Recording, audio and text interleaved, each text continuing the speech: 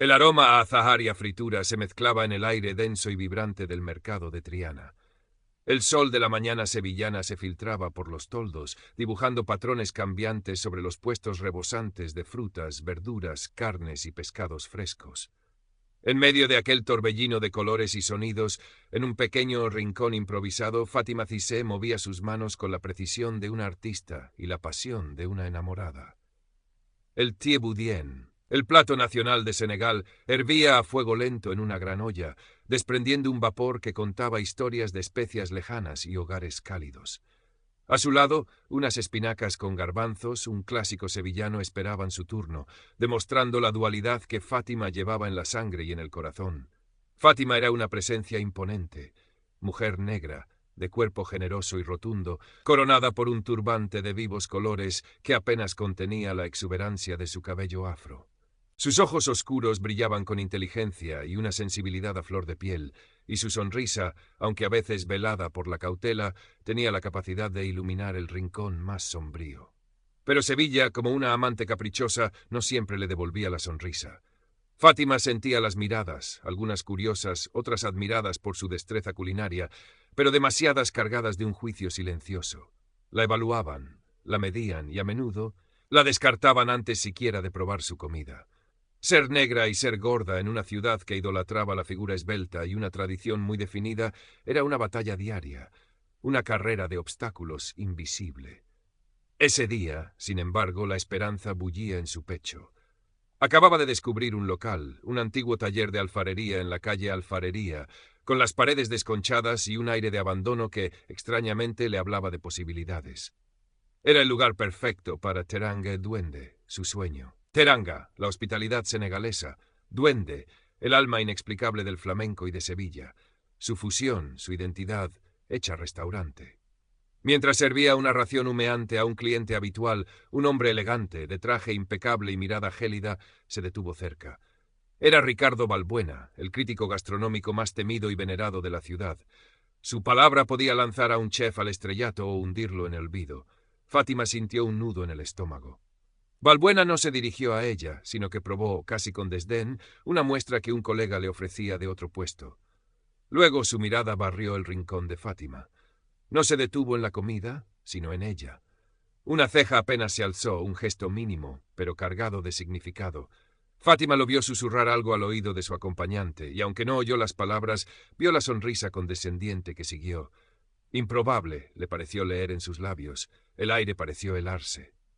La alegría del mercado, el aroma de su guiso, todo se desvaneció, reemplazado por el sabor amargo de la humillación. No era la primera vez, pero dolía como si lo fuera. Esa mirada la había desnudado, la había reducido a un estereotipo, grande, negra, exótica, pero en última instancia improbable en el selecto mundo de la alta cocina que él representaba. Por un instante Fátima quiso esconderse, desaparecer. Pero entonces la imagen del local abandonado volvió a su mente. La teranga, el duende, su sueño. Enderezó la espalda, su gran cuerpo anclado al suelo de Triana. El dolor seguía ahí, pero ahora ardía junto a él una llama nueva, la determinación. Ricardo Balbuena no sabía con quién se había cruzado. Conseguir el local no fue fácil. Mateo Vargas, el alfarero jubilado y dueño, era un hombre curtido por el sol y la vida, de pocas palabras y mirada penetrante. Observó a Fátima con la misma desconfianza inicial que tantos otros. Senegalesa y andaluza. Eso es como mezclar agua y aceite, muchacha, le dijo, mientras sus manos, cubiertas de arcilla seca, acariciaban un viejo torno. Pero Fátima no se amilanó. No le habló de negocios, sino de sabores. Le describió el mafé, el estofado de cacahuete, y cómo sus especias podían bailar con el aceite de oliva virgen extra. Le habló del arroz jollof, y de cómo su color rojo intenso recordaba a los atardeceres sobre el Guadalquivir. Le cocinó. Le llevó una porción de su yassa poulé, pollo marinado en limón y cebolla, tierno y fragante. Mateo comió en silencio, sus ojos cerrados. Cuando terminó, suspiró. «Tienes duende en las manos, muchacha», admitió con una voz ronca que sorprendió a Fátima. «Pero este barrio, Triana es celosa, te mira con lupa». «Lo sé», respondió Fátima, su voz firme. «Pero también sé que Triana tiene corazón. Quiero que Teranga Duende sea parte de ese corazón. Un lugar donde todos se sientan bienvenidos, sin importar de dónde vengan o cómo se vean». Quizás fue la comida, quizás la pasión en los ojos de Fátima, o quizás el recuerdo de su propia juventud luchadora, pero Mateo cedió. Le ofreció un alquiler razonable, casi simbólico. «Pero tienes que devolverle la vida a este sitio», le advirtió, «y tienes que hacerlo bien, por ti y por Triana». El taller era un lienzo en blanco lleno de polvo y recuerdos. Fátima, con la ayuda de su familia y algunos amigos, se sumergió en el trabajo. Lijar, pintar, limpiar. Cada gota de sudor era una inversión en su sueño. Su cuerpo, a menudo motivo de juicio, se convirtió en su mejor herramienta, fuerte, resistente, capaz.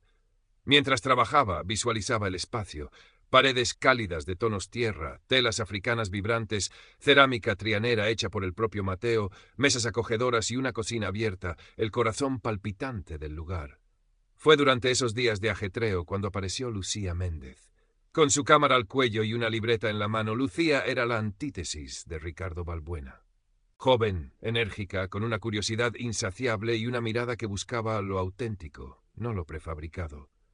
Su blog, Sevillas Secretas, estaba haciendo un nombre por descubrir joyas ocultas. «Fátima Cissé», preguntó, entrando con cautela en el local en obras. «He leído algo sobre tu puesto en el mercado y he olido algo delicioso desde la calle». Fátima, cubierta de polvo de yeso, sonrió, esta vez con menos cautela. Había algo en la energía de Lucía que la desarmaba. Hablaron durante horas. Fátima le contó su historia, su visión. Lucía escuchaba, tomaba nota, sus ojos brillando de emoción. «Esto es increíble, Fátima», dijo Lucía al despedirse. «Esto es exactamente lo que Sevilla necesita. Una historia real, con alma. Voy a escribir sobre ti. La gente tiene que saberlo». El primer artículo de Lucía fue un soplo de aire fresco. Capturaba la esencia de Fátima y su proyecto. Generó expectación, mensajes de ánimo. Incluso algunos pequeños inversores locales se interesaron. Parecía que por fin las cosas empezaban a rodar. Pero la luz atrae a las sombras. Ricardo Balbuena no había olvidado. La improbabilidad de Fátima, ahora respaldada por una bloguera emergente, se había convertido en una afrenta personal a su autoridad, a su control sobre el panorama gastronómico.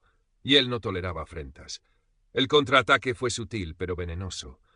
Balbuena publicó un artículo en su prestigiosa columna semanal. No nombraba a Fátima, pero las alusiones eran inequívocas. Hablaba de la moda peligrosa de la cocina fusión sin base, de la invasión de sabores exóticos que amenazaban la pureza de la tradición andaluza y advertía sobre las aperturas precipitadas en barrios emblemáticos como Triana, impulsadas más por historias sentimentales que por verdadera calidad. Terminaba con una frase lapidaria. La autenticidad, queridos lectores, no se improvisa, y ciertamente, no siempre vienen los envases más llamativos. El impacto fue inmediato. Las llamadas de los proveedores se volvieron evasivas. Un par de pequeños inversores se retiraron alegando incertidumbre. Los susurros en Triana, antes curiosos, se tiñeron de duda. Fátima sintió el suelo abrirse bajo sus pies. Las palabras de Balbuena, envueltas en seda, eran puñales afilados que apuntaban directamente a su color de piel, a su cuerpo, a su herencia. La estaba borrando, deslegitimando su arte, reduciéndola de nuevo a su apariencia. La duda, ese viejo fantasma, volvió a visitarla por las noches. ¿Y si Balbuena tenía razón? ¿Y si ella era solo una intrusa? ¿Y si su sueño era solo eso, una quimera improbable? Se miraba al espejo y veía lo que él quería que viera. Una mujer negra y gorda, fuera de lugar. Fue Mateo quien la sacó de su estupor. La encontró sentada en el suelo del local, rodeada de botes de pintura y sueños rotos. «¿Qué pasa, niña? ¿Vas a dejar que un pijo con pluma te diga quién eres?», le espetó, su voz rasposa pero llena de un afecto inesperado. «Este barrio ha visto caer a imperios y nacer artistas, ha visto hambre y ha visto fiesta. Triana sabe lo que es luchar. ¿Y tú? Tú tienes el duende en las manos y la teranga en el alma. Levántate y cocina, que tu comida hable por ti». Las palabras de Mateo fueron como un bálsamo y un latigazo. No podía rendirse, no debía rendirse. Se levantó, sacudiéndose el polvo y las dudas. La llama de la determinación volvió a arder, más fuerte, más brillante. Mientras tanto, Lucía no se había quedado quieta. El artículo de Balbuena la había enfurecido. Vio la malicia detrás de la prosa elegante.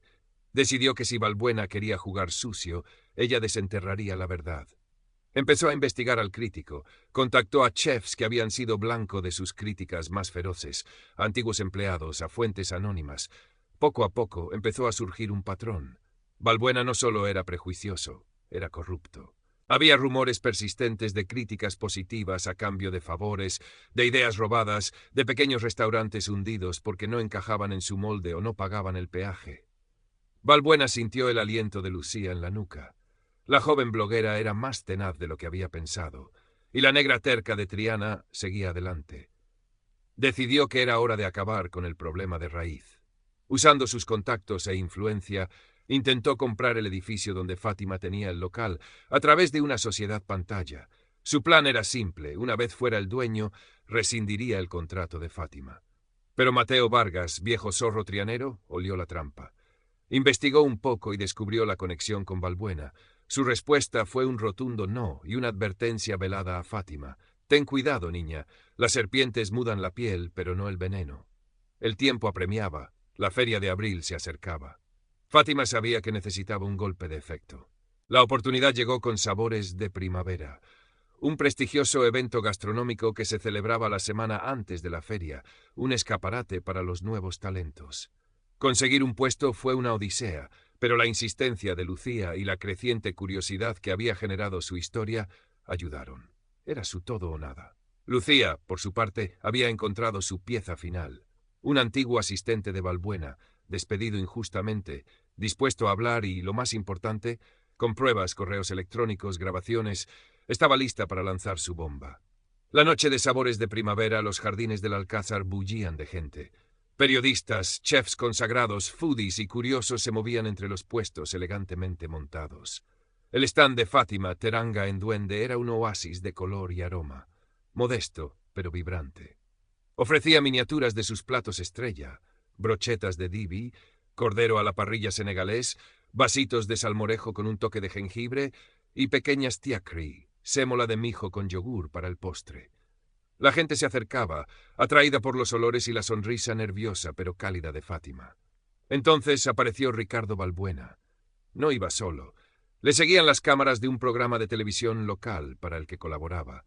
Se dirigió directamente al stand de Fátima, como un halcón sobre su presa. El murmullo se apagó.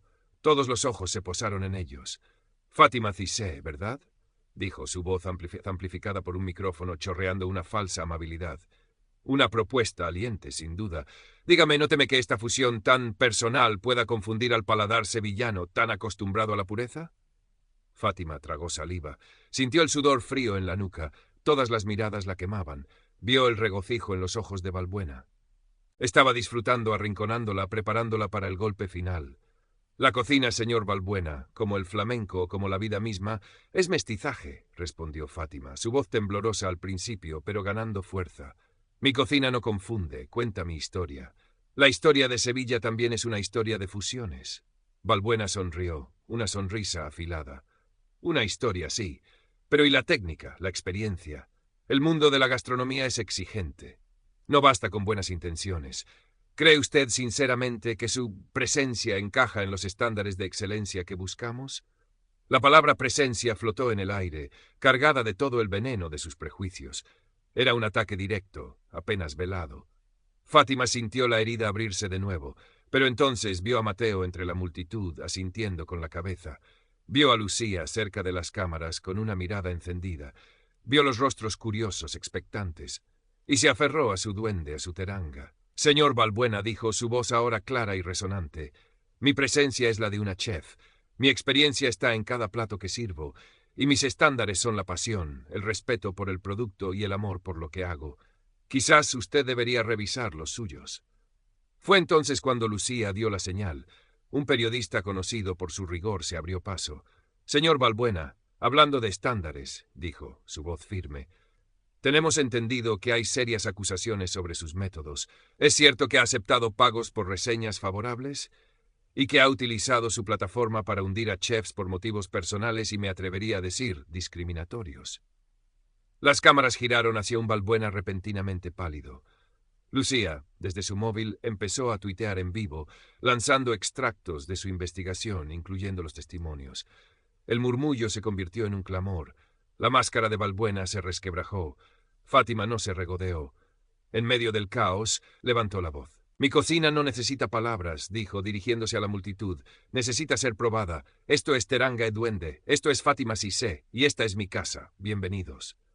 y con un gesto amplio invitó a todos a acercarse. La gente, liberada de la tensión, se agolpó. Probaron, susurraron, sonrieron. Los sabores explotaban en sus bocas. La acidez del limón, el picante sutil, la dulzura del mijo, la profundidad del estofado. Era una sinfonía, una revelación. Era la historia de Fátima, y era deliciosa. Ricardo Balbuena, ignorado, desacreditado, se escabulló entre la multitud, su imperio de papel maché derrumbándose a su alrededor. Teranga e Duende abrió sus puertas una semana después, coincidiendo con el inicio de la feria. Las luces de los farolillos de la calle Alfarería se reflejaban en sus ventanas. Dentro, el local era un hervidero de risas, conversaciones y el tintineo de copas. Había gente de Triana, sevillanos de otros barrios, turistas, gente de todas las tallas, colores y edades. En las paredes, la cerámica de Mateo convivía con las telas senegalesas. En el aire, el aroma a yasa se mezclaba con el del vino de Jerez.